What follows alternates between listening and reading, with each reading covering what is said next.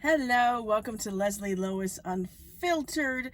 Hi, happy Friday Eve. Yeah, it's close to Friday. And I want to touch base on what I saw last night at Centennial Hall. But first, I want to talk about what happened yesterday in Milwaukee. So Milwaukee is where I grew up and lived for most of my life. So I was quite saddened to hear about the shooting that happened at the Coors Miller plant. I know exactly where that is on State Street. It's a very historic area that I've been past thousands of times. And I feel for everyone who was involved, the victims, their families, co-workers and stuff, that just everything. I'm just, I saw the text messages. I was seeing the screenshots of the text messages they were sending out to their employees and stuff. And it's just so scary. So I am also Milwaukee strong and stand with Milwaukee during this time right now. Yuck. Ugh. All right, let's talk about last night. So, the Bachelor live stage show came to Centennial Hall last night. I had no idea what to expect, right? So, a couple of my girlfriends and I went, which was fun because it was a fun girls' night out. And I think a lot of people weren't sure what it's like. So, like, I was talking to this waiter. We went to dinner beforehand, and he asked if I was going to the show. And he's like, so is it like a question and answer? And I'm like, no, supposedly it's basically a whole season of The Bachelor squeezed into one night with local people. So I found out right before the show, though, that the guy that they picked, I mean, you obviously had to nominate someone or apply for this, but the guy's from Tempe, Arizona, okay? That's not Tucson. That is Phoenix. We don't get along the best. Phoenix and Tucson? No. Like, so right away I was like, really? Can't find anyone here in Tucson? I think there's plenty of eligible bachelors, right? But maybe no one applied. I don't know. So anyway, I was like, oh, okay, fine. So it was really cool because if you are a fan of The Bachelor and Bachelorette, Becca and Ben, two of my favorite people, have been on the show, host this. So it was really cool to see them up close and stuff. And I have lots of pictures and videos I'm going to show you. So they had 12 women who were vying for his heart. Or basically a date is what I'm thinking it is, right? And it was really cute because you'll see here, I got to show you a picture of The Bachelor and then how they introduced the women. It was kind of cute. You got to check this out.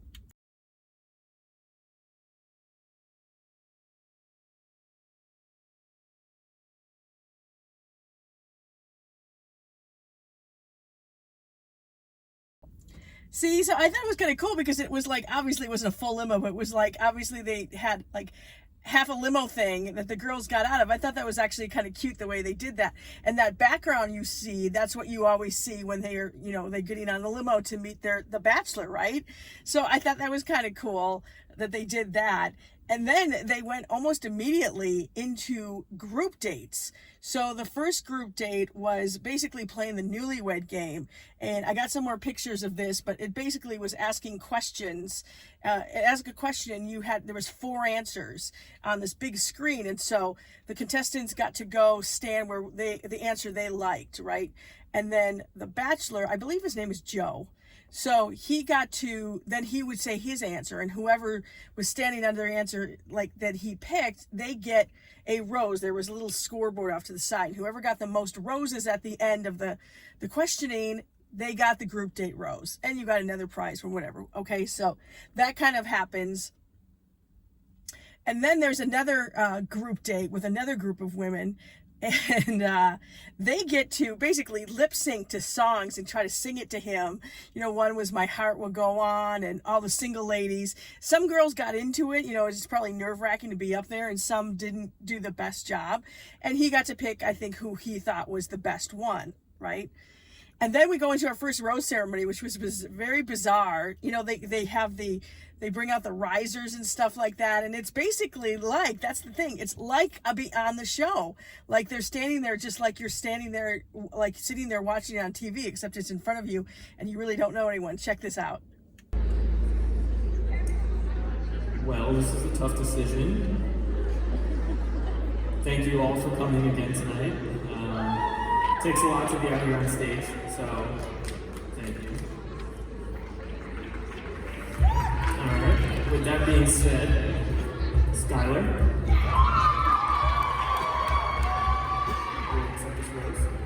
Thank you, Dad.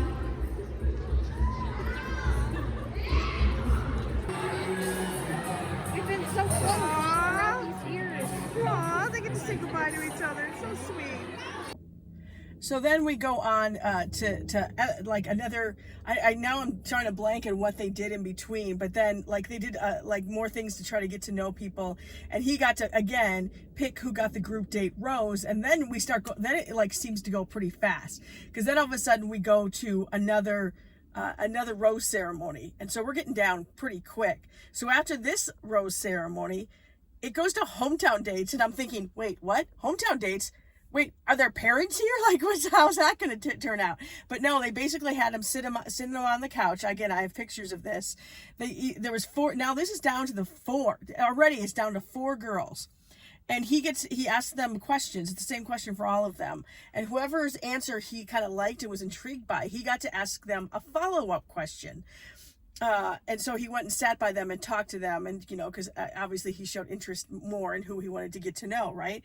And then we also had Becca and Ben also came out in the audience, both did, and asked questions of the audience. In fact, one of the guy we were with, his wife we were with, and yes, he came. He asked a question, and I was kind of got annoyed by this because one of the girls is from Phoenix, and his question was, what is your favorite thing to do in Tucson? And she said, well, since this is my first time in Tucson, blah blah blah, and of course the crowd's supposed to be in it and to cut, and I totally admit it, I was like, boo, boo, because I'm sorry. I love my Tucson, right? So I don't need a Phoenix girl down here trying to cut in on this. By the way, she didn't make it past.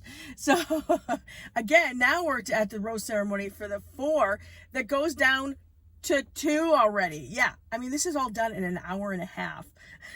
so now they get down to the final 2, and here comes Fantasy Suites.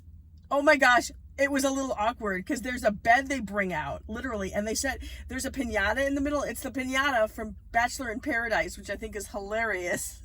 So, yeah, here, check it out.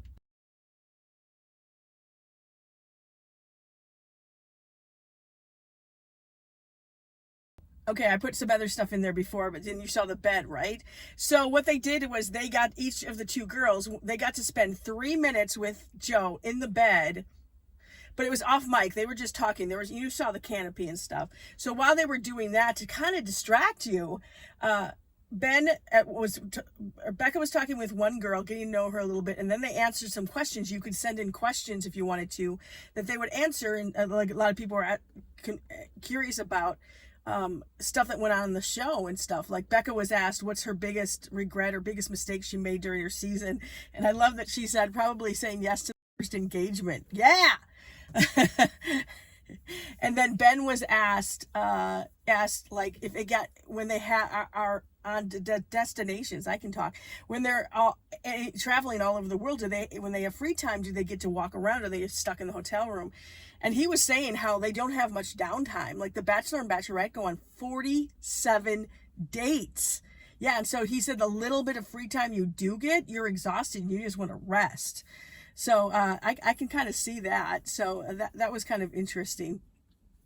So in the meantime, the 3 minutes they get to talk, and I think both girls he actually ended up kissing. I never saw that though because I was so distracted over here. They were very good about that. So, but yeah, of course he got a kiss from the girls. And then all of a sudden it's the final two people, and he's got to pick the final rose. So here, check it out. That there were going to be nerves, and that we were hoping a connection could exist on stage. Audience he's going to totally pick Maddie.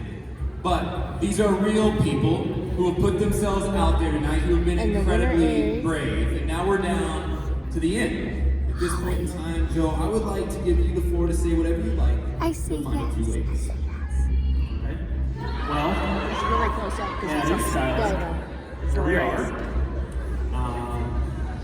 So, it takes a lot for us to be up on here on stage, right? We've done a lot of challenges. I've handled through both. few roses.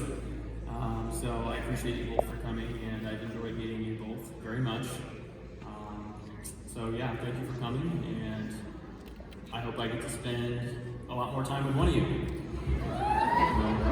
Joe, Take your pants off. ladies, this is the final rose. When you're ready.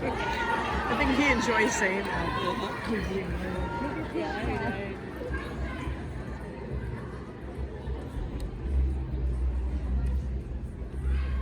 Make good decisions. Skylar, Oh! will you accept this rose? Whoa! He didn't pick Maddie!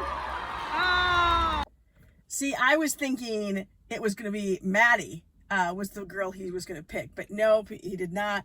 The one thing I had wondered though about with Becca is because she got engaged to Garrett at the end of her season, and then I haven't heard anything about them. You don't see necessarily them out in public, all that kind of stuff, but she had her engagement ring on. She talked about Garrett a lot. She said he was backstage.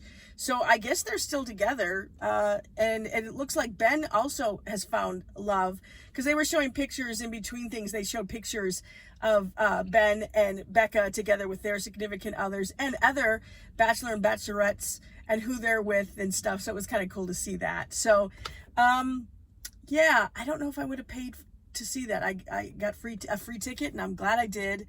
It was an interesting experience. So that is my take. Yeah, if you can get free tickets to go, definitely. There was a exclusive meet and greet VIP package that you could buy. I have no idea how much that was, but if you're a huge fan, I mean, I would have loved to have met them in person, just because I really like them. I think I could be friends with them, actually.